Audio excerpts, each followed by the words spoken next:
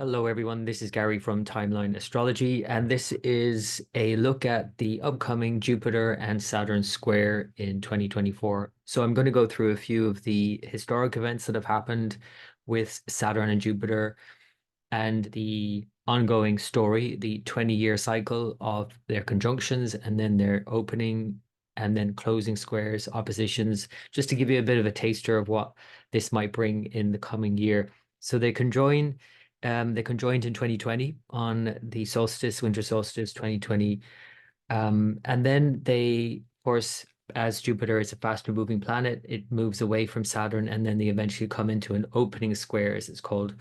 Now, in Vedic astrology, Saturn is not seen to have a aspect or drishti on the fourth house from it, a very strong aspect in that sense. Drishti is a different concept in a way. It's about sight. So what drishti is more about desire. So Saturn has a desire to influence the activities of the third house from it. So it has this aspect or drishti in Vedic astrology on Aries right now. So that is actually something where I think it's more positive because it constrains or contains possibly um, wars, for example, within certain areas and regions. So that's more positive in this current climate for sure.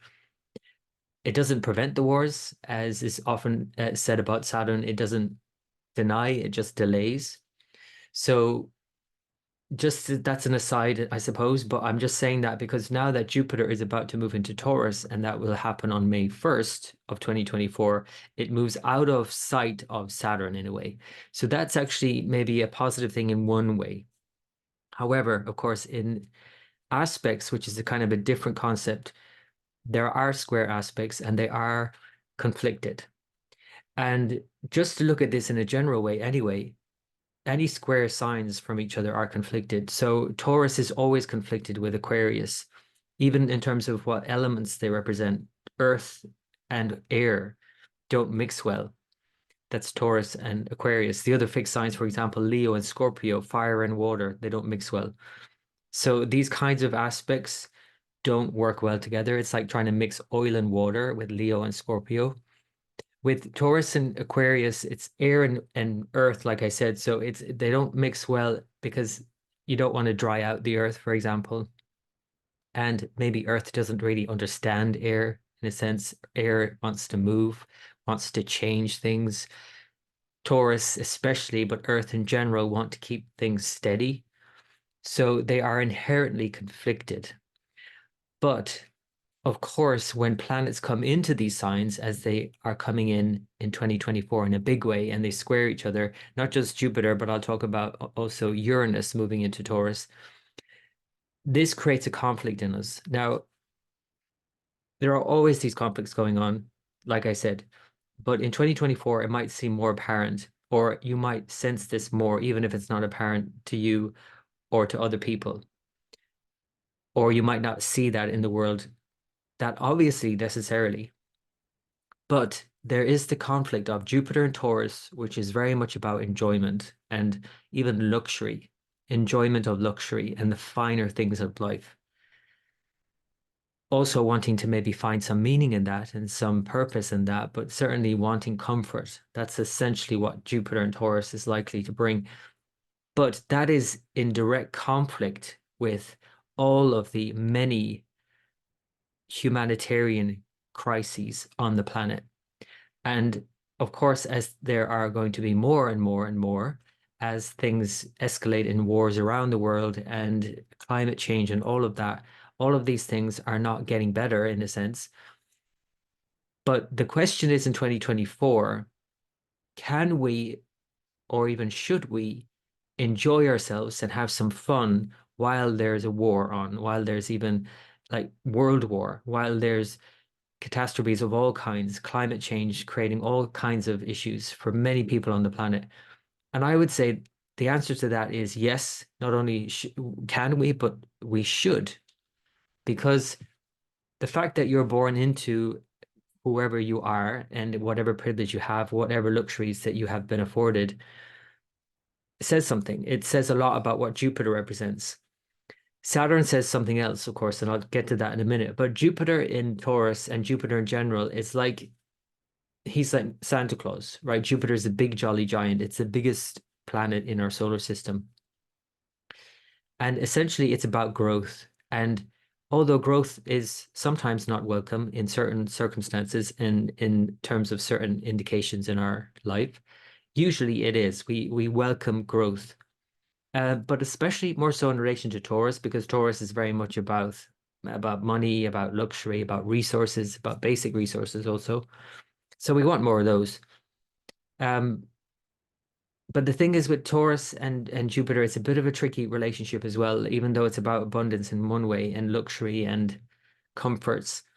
Jupiter wants something more meaningful. And again, there's kind of like a hard mix of energies here in a way, because Jupiter and Taurus and its ruler, Venus, they don't really see eye to eye. They have different philosophies. Jupiter's philosophy is about something meaningful and comforting in a sense that it's more engaged with spirit and something higher minded, quote unquote.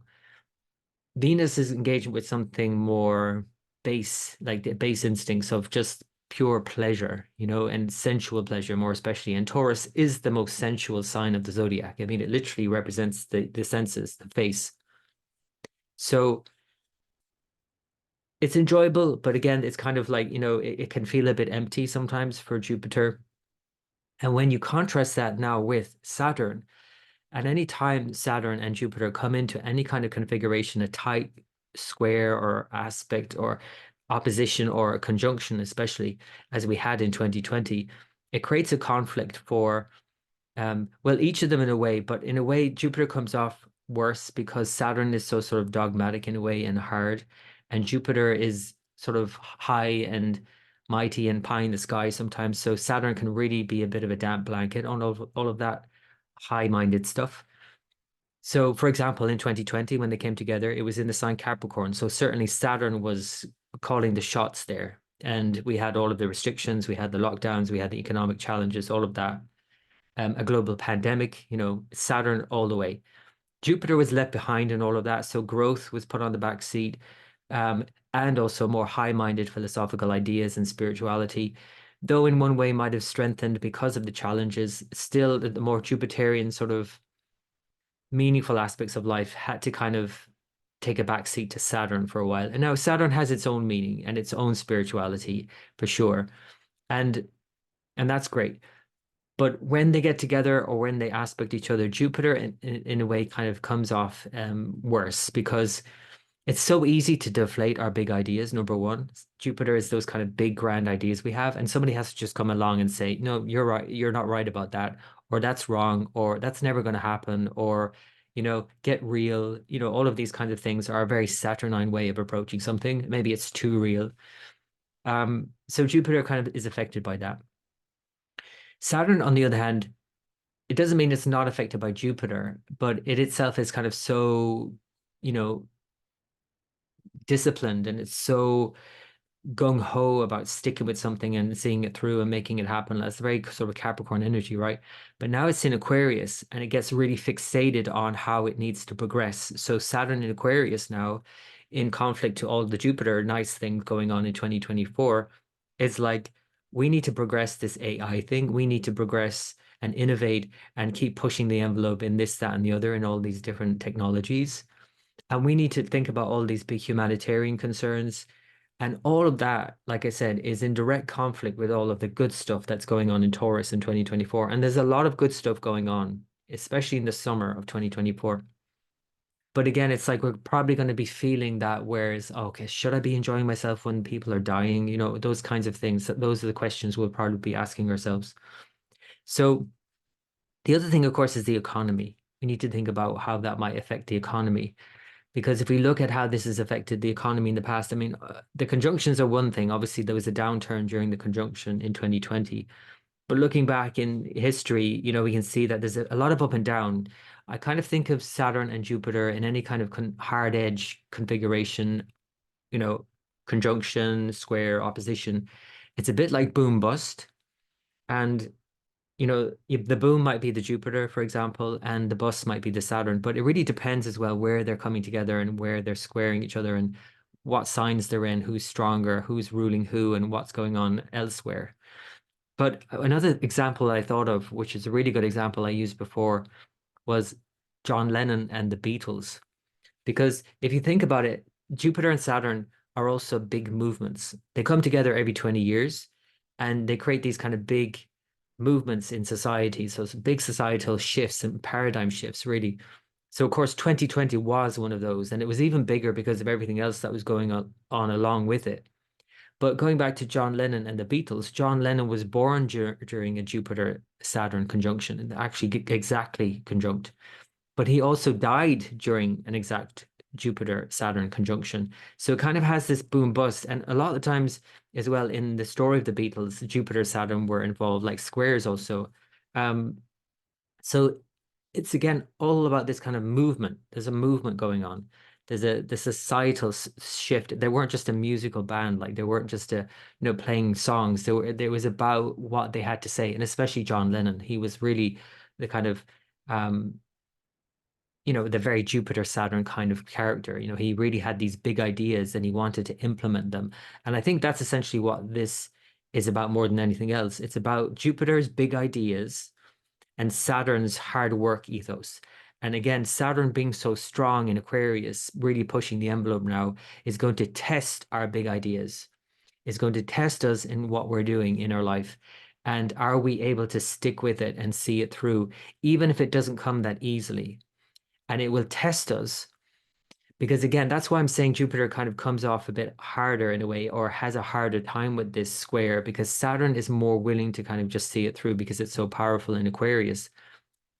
And Saturn is a part of us anyway that is more disciplined and willing to do the work.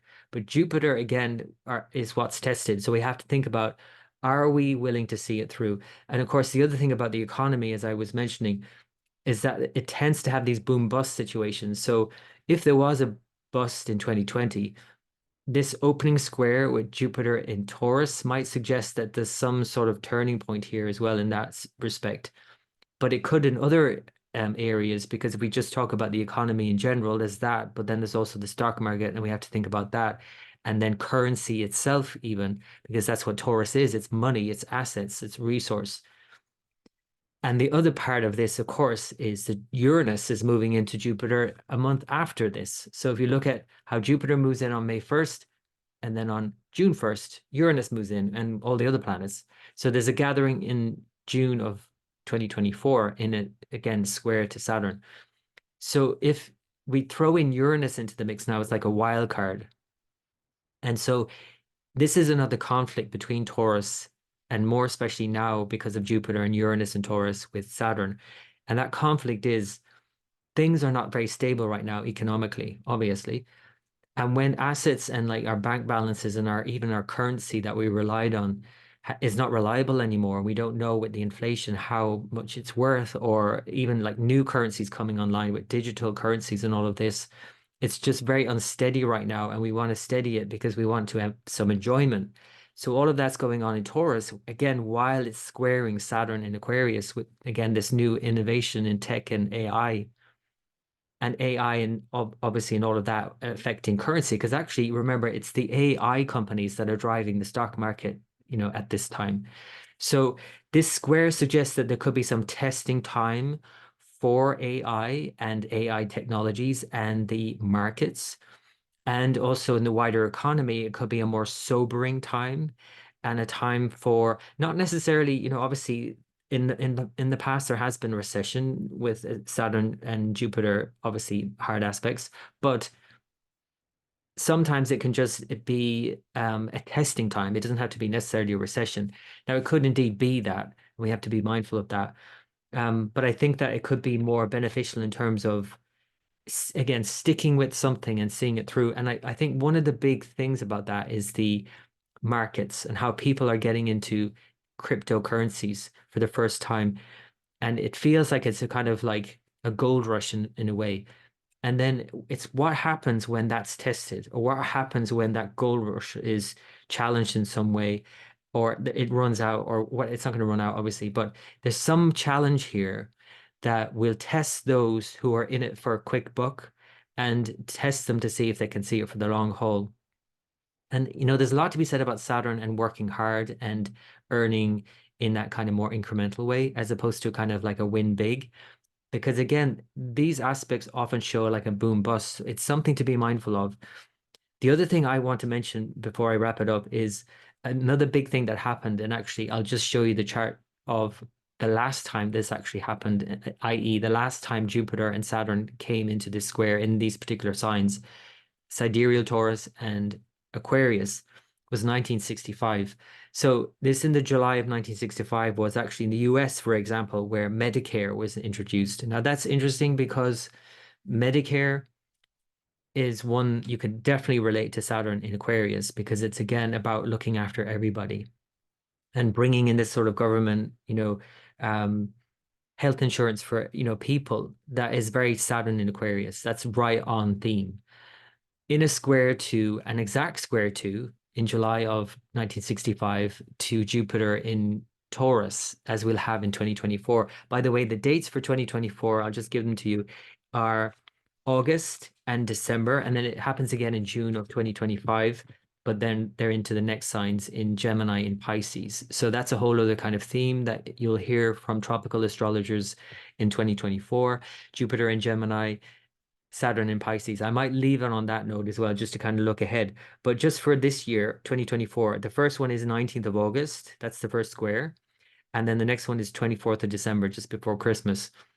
So Taurus and Aquarius, Medicare, 1965. It really kind of does seem to me to represent that kind of looking out for everybody, Saturn in Aquarius, and then also trying to give that sense of care, Jupiter in Taurus. And let's face it, Medicare and money that's spent on healthcare is one of the major concerns from so many people or for everybody. So Jupiter in Taurus could be that too, an expression of that, I mean. So who knows? What would we see in 2024? Because this is going to happen again, remember. Now, of course, everything else is different, but the fact that we're seeing this again in 2024 could suggest that there's some sort of rollout or some sort of assistance or some sort of humanitarian push for something. Or Saturn in Aquarius historically has brought about a lot of civil rights movements and things like that, and social welfare and Medicare, another example. So actually, while I was on the subject of next year, I'm going to show you that because I think it's important to look at where this is all going. Because if we look at June of 2025, this is where they come into their next square. So let me give the exact date here, where it's about here. So June, mid-June is the exact, but anyway, around this time. June of 2025, Jupiter will move into Gemini and Saturn will meet with Neptune by exact degree at the time. So this is going to be interesting because Mars is meeting with the South Node Ketu at the time as well, and Jupiter is going to square the Saturn. Very interesting time, June, and this whole summer of 2025 anyway. But what I want to say about that in another way is that the next story is Jupiter in Gemini squaring Saturn in Pisces. There's again another conflict. Jupiter in Gemini is not, and I want to point out this last point I want to make about this whole square and this whole Jupiter thing in a square to Saturn right now as well, because this is where it's going. Saturn in Aquarius right now is, as I said, is all of this innovation and AI and the fear around that that's generated, but also the innovation that, it's kind of head spinning stuff, right? However, it's in conflict and it will conflict more so with Jupiter as it moves into Gemini in the coming couple of years because Jupiter is about deep thought and knowledge and wisdom. AI is taking all of that away in a way. AI is sort of doing it all for us, doing all the hard work for us, the thinking it out. It's like we are losing that capacity. I'm seeing it already. I've experimented somewhat with ChatGPT. I've seen it in other people who use AI for emails. And now you send someone an email and they reply back with an AI response. And it's like we're going to start losing, we are starting to lose our ability to formulate really deep ideas and even just emails. So with just like texting has done for us, for many people who cannot even spell. Now it's probably going to take away. Now, this is, I probably sound like an old fogey, but there you go. But it's probably going to take away our ability to think deeply about things and write about things and express things very deeply. And Jupiter and Gemini is that. It's kind of like surface level and sort of fun and all of that. And oh, isn't this gadget great? And it's fun and it's very interactive. But, you know, after a while, just like with GPS systems in the car, when you use GPS all the time, you forget how to get somewhere on your own. After a while, when ChatGPT is formulating all of your thoughts for you and writing everything down for you, you forget how to think deeply about something and how to write. And there's value in that, and we're losing it in this era, and we have to be really mindful of that. So that's a whole other, because again, it's starting now with Saturn in Aquarius and Jupiter in Taurus. It's kind of like 2024 seems a bit superficial, and it may be that it's superficial for a very good reason, that we need to just enjoy ourselves for once. And or for the last few years we've been dealing with a lot. So maybe the enjoyment is warranted, but again, it's conflicted with all of these other issues that are going on.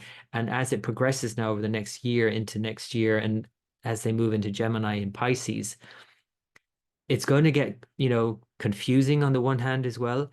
And also, we're not going to be able to make sense of things because we're not also being able to think deeply about things to come up with our own sense of what is right or wrong. So that's a whole other, but I'm going to talk more about that in the future, obviously. But I just wanted to give you a heads up now. That is the Saturn-Jupiter square in 2024. Remember, it's August and December where it's exact. If you have any questions about any of that, please feel free to post below. If you have any thoughts about the Jupiter-Saturn square, any experience of that yourself in your own chart, in your own life by transit, I would love to hear your thoughts. So that is it. I'll leave it there for now, and until next time.